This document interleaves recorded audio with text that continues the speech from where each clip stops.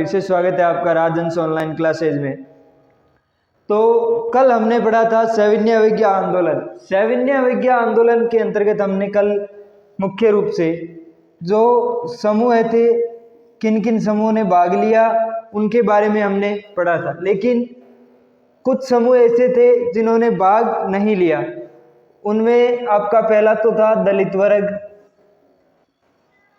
और एक था आपका मुस्लिम जो राजनेता थे उन्होंने। अब मुस्लिम लीग एक पार्टी थी और एक था दलित वर्ग, इन दोनों ने भाग नहीं लिया। उनके साथ ही एक और था पार्टी जो थी हिंदुस्तान सोशलिस्ट रिपब्लिकन आर्मी।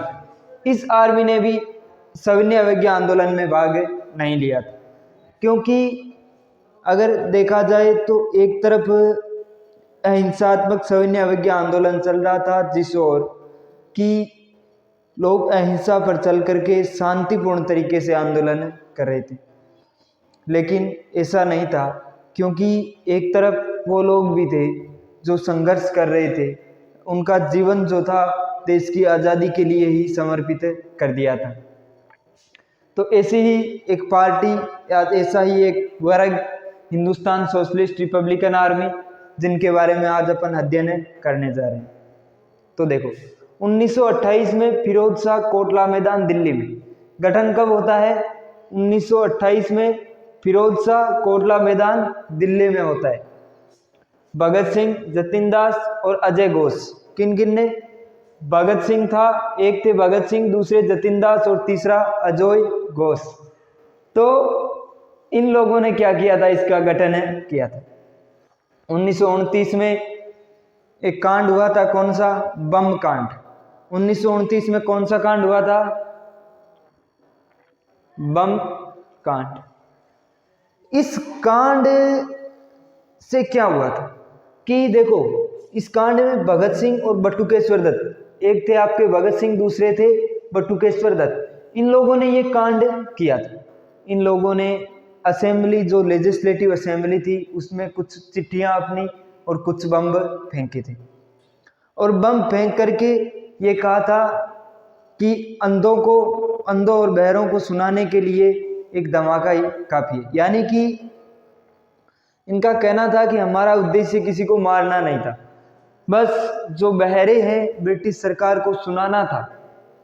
और दूसरा, इन्होंने ट्रेन उड़ाने का भी प्रयास किया, जिसमें लॉर्ड इरविन की जो यात्रा कर रहे थे, वाइसराय थे लॉर्ड इरविन, वो जिस ट्रेन से यात्रा कर रहे थे वो ट्रेन भी उड़ाने का प्रयास किया। लेकिन इस प्रयास में भगत सिंह सफल नहीं हो पाए।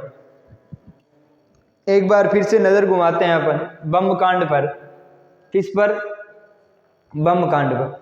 1929 में लेजिस्लेटिव असेंबली में बम फेंका गया था, चलो यहां तक ठीक है। लेकिन वहां से जो भगत सिंह थे और दूसरे थे आपके बटुकेश्वर दत्त, दूसरे कौन थे? बटुकेश्वर दत्त, लेकिन वहां से भागे नहीं। क्यों नहीं भागे? क्योंकि गिरफ्तार हो लिए थे, गिरफ्तार भी कर लिया था भगत सिंह और बटुकेश्वर दत्त को। गिरफ्तार होने के बाद जब कोर्ट में सुनवाई चली बम कांड की, तो इन्होंने कुछ बातें जो थी कही थी। कौन कौन सी बातें थी? जिनमें पहला था बम और पिस्तौल की उपासना नहीं। भगत सिंह ने कहा था कि हम क्रांति में बम और पिस्तौलों की उपासना करने के लिए शामिल नहीं हुए, बल्कि हमारी एक सामाजिक क्रांति है, एक समाज के प्रति हमारी क्रांति है, एक समाज है जिसको हमें क्या करवाना है? आजाद करवाना है, इसलिए हमारी ये क्रांति। और एक बात और कही थी कि क्रांति मानव जाति का जन्मजात अधिकार, यानी कि क्रांति करना मानव जाति का जन्मजात अधिकार, आप ये अधिकार उनसे छीन नहीं सकते। तो ये जो बातें थी भगत सिंह ने कही थी। एक और थी कि इस पूजा की वेदी में हम अपना यौवन नैवेद्य के रूप में लाए हैं, यानी कि हमने अपना पूरा जीवन जो है देश की आज़ादी के लिए क्या कर दिया है? न्यौछावर कर दिया। अब एक टॉपिक निकल के आता है सामने सविनय अवज्ञा आंदोलन में कि सामूहिक अपनेपन का भाव। सविनय अवज्ञा आंदोलन हुआ, इससे क्या फर्क पड़ा था? एक फर्क पड़ा था कि सामूहिक अपनेपन का जो भाव है लोगों में वो पैदा हुआ, क्योंकि सबकी समस्याएं एक थी। इन समस्याओं को देखते हुए लोगों में एक एकता का भाव जो है वो जागा। तो इसमें देखते हैं राष्ट्रवाद के विकास में सहायक विभिन्न तत्व, यानी कि कौन कौन से तत्व थे जो राष्ट्रवाद के विकास में सहायक थे। तो देखो इसमें पहला है राष्ट्र का चरित्र और स्तुति,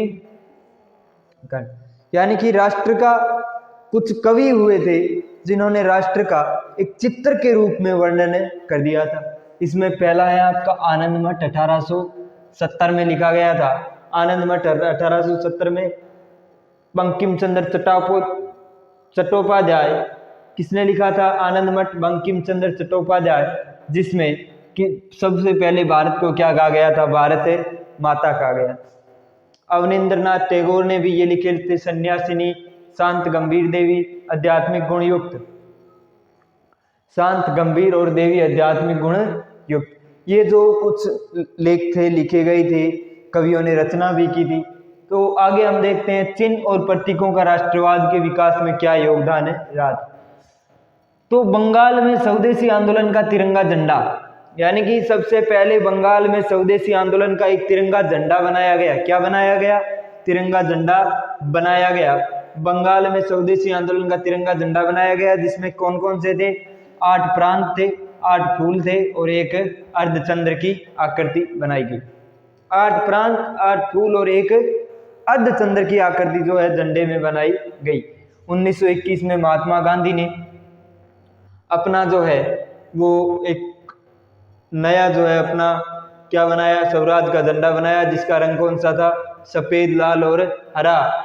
कौन कौन से 3 रंग थे? एक था सफेद, एक था लाल और एक था हरा। इन तीनों रंगों का बनाया और चरखे का स्वावलंबन बीच में बना दिया, यानी कि बीच में चरखे की आकृति बनाई गई। कुछ ऐसा था जिसमें 3 रंग थे और बीच में किसकी आकृति बनाई गई थी? चरखे की आकृति बनाई गई थी। ठीक है। तो अब देखो लोक कथाओं को पुनर्जीवित करने का आंदोलन, यानी कि जो भारत की प्राचीन लोक कथाएं चलती थी उनको पुनर्जीवित करने के लिए भी लोगों ने क्या चलाया था? आंदोलन चलाया। 19वीं सदी के अंत में, कब? 19वीं सदी के अंत में राष्ट्रवादी जो लोग थे उन्होंने बाटों, चारणों और कथाओं का संग्रह किया। बाट और चारण जो होते थे अलग अलग कथाएं लिखते थे, उन कथाओं का क्या किया? वापस से एक बार संग्रह किया। इस आंदोलन का नेतृत्व बंगाल में किसने किया था? रविंद्रनाथ टैगोर ने। बंगाल में इस आंदोलन का नेतृत्व किसने किया था? रविंद्रनाथ टैगोर ने। एक बात और याद रखना, हमारा जो राष्ट्रगान है, क्या हमारा राष्ट्रगान, उसकी रचना किसने की थी? रविंद्रनाथ टैगोर ने ही हमारे राष्ट्रगान की रचना की थी। अब देखो इतिहास की पुनर्व्याख्या भी की गई। इस लोक कथाओं में एक तमिल संग्रह और है जो 4 खंडों में प्रकाशित हुआ। लोक कथाओं का संग्रह था जो 4 खंडों में प्रकाशित हुआ। इतिहास की पुनर्व्याख्या भी की गई। राष्ट्र के प्रति गर्व का भाव जगाने के लिए लोगों को राष्ट्र के प्रति गर्व का जो भाव था वो जगाने के लिए क्या किया गया कि हमारा जो गौरवपूर्ण अतीत था उसको एक बार फिर से दोहराना चालू किया, ताकि लोगों में अपने राष्ट्र के प्रति क्या जाग सके, एक गर्व पैदा हो अपने राष्ट्र के प्रति कि हमारा जो अतीत है वो ऐसा था। पहले भारत सोने की चिड़िया था जो आज क्या बनकर रह गया है? गुलाम बनकर रह गया है। और अंग्रेजों द्वारा जो भारत की धारणा थी, स्थापित धारणाओं को कैसे अंग्रेजों ने तोड़ दिया, ये सब चीजें जो क्या थी, इन सब चीजों का पुनः स्मरण करवाया गया। और भारतीयों को अंग्रेजों के प्रति क्या किया गया? एक आंदोलन करने के लिए अंग्रेजों को, भारतीयों को उनके लिए प्रेरित किया गया। तो आपको समझ आ रहा है तो चैनल को सब्सक्राइब करें और नोट्स के लिए डिस्क्रिप्शन में दिए गए व्हाट्सएप नंबर पर कांटेक्ट आप कर सकते हैं। इसी के साथ आपका ये दूसरा जो लेसन था भारत में राष्ट्रवाद संपूर्ण हुआ। इसका एक छोटा सा टॉपिक और है।